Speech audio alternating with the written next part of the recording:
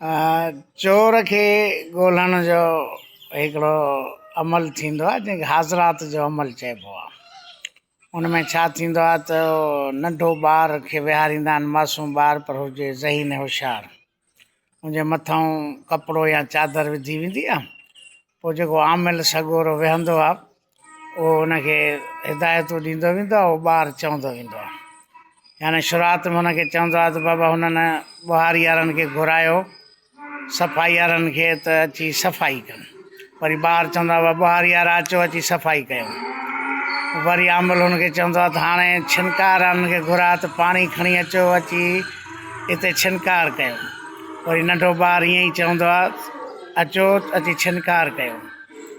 वरी छिनकार करण वारा छिनकार कंदा आहिनि। वरी हाणे आमिल हुन ॿार खे चवंदो आहे त मुलाज़िमनि खे हुकुम कर त कुर्सियूं खणी अचो। वरी ॿारु चवंदो आहे मुलाज़िमो कुर्सियूं खणी अचो।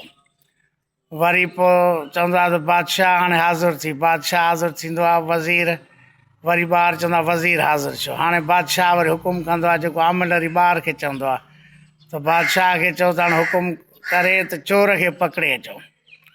वरी से वेंदा आहिनि सिपाही, चोर खे पकिड़े ईंदा आहिनि। हालांकि इहो थींदो कुझु बि कोन्हे। हुन में छा थींदो आहे त ॿार जे अंगूठे जे नह ते उहो मस हिकिड़ी हूंदी आहे, चिलकंदड़ हिकिड़ी मस हूंदी आहे, उहा हई वेंदी आहे। पोइ उन में रुॻो ॿार खे पंहिंजो मुंहुं ॾेखारिबो आहे। पोइ मां बि वेठो हुअमि नंढपण में, पोइ चोरी थी असांजे घोट गाजी खुआड़ में। पोइ स्कूल में आया त भाई जेको ज़हीन होशियारु ॿारु हुजे उहो खपे असांखे, उहे अमल करिणो आहे। पोइ वरी चूंड वरी मुंहिंजी थी। पोइ मां बि वेठो हुअमि, हुयो कुझु कोन, रुॻो मूंखे पंहिंजो मुंहुं पियो ॾेखारिजे हुन मस जी चिमकण जे करे। न को ॿुहारी वारो आयो, न को छिनकार वारो आयो, न को कुर्सियूं खणी आयो, न को बादशाह आयो, न को वज़ीर आया, न को चोर खे को पकिड़े आयो। बसि रुॻो मूंखे पंहिंजो हुन में मुंहुं पियो ॾेखारिजे। सो हिन वक़्तु बि ड्रामो जेको तव्हां ॾिठो पाकिस्तानी मीडिया ते त साईं वज़ीर आज़म ऐं असांजो बादशाह मुज़ाकरा था करनि अमरीका ईरान में।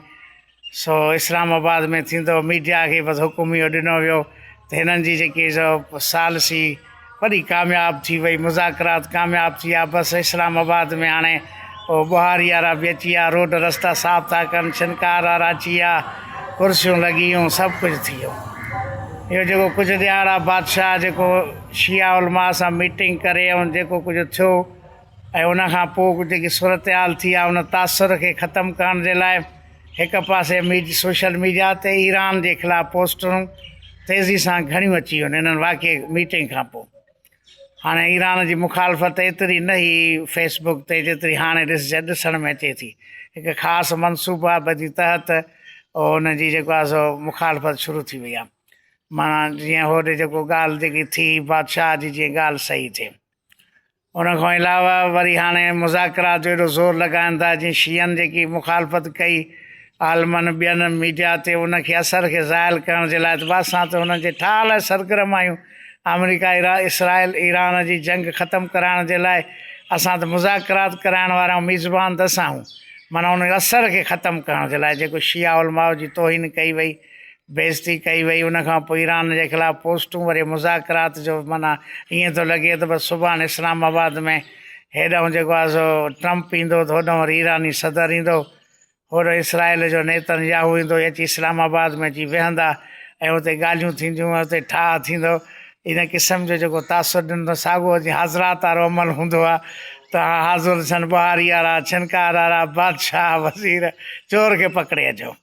हाणे हे बि साॻियो हाज़रात वारो अमल आहे। अहिड़ी का बि ॻाल्हि कान्हे जो हिन वक़्तु ताईं पूरी दुनिया जे अंदरि जेको आहे सो ट्रम्प जा कूड़ ज़ाहिर थी चुका आहिनि।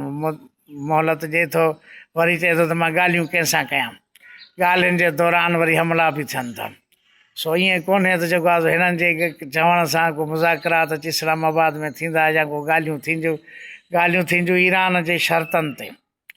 जेके ईरान शर्त पेश कंदो, जेके बहितरीनु शर्त आहिनि, जंहिंमें हिकिड़ो इहो बि आहे त ईरान खे सलामती काउंसिल में वीटो जो पावर ॾिनो वञे, जंग में जेको नुक़सानु थियो जो मुआवज़ो ॾिनो वञे ऐं आईंदा जी ज़मानत ॾिनी वञे त ईरान सां जंग न कई वेंदी। ऐं कुझु ॿिया बि शर्त आहिनि, तमामु बहितरीनु शर्त, मज़बूत। ऐं ईरान पंहिंजे मौक़ुफ़ ते सदाईं क़ाइमु रहियो आहे। जेको हुन बि मौक़ो पेश कयो चिटो बि आहे, हुन ते मज़बूती सां बीठो बि रहियो। हाणे जेको शराइत हुन पाण में तय कया आहिनि।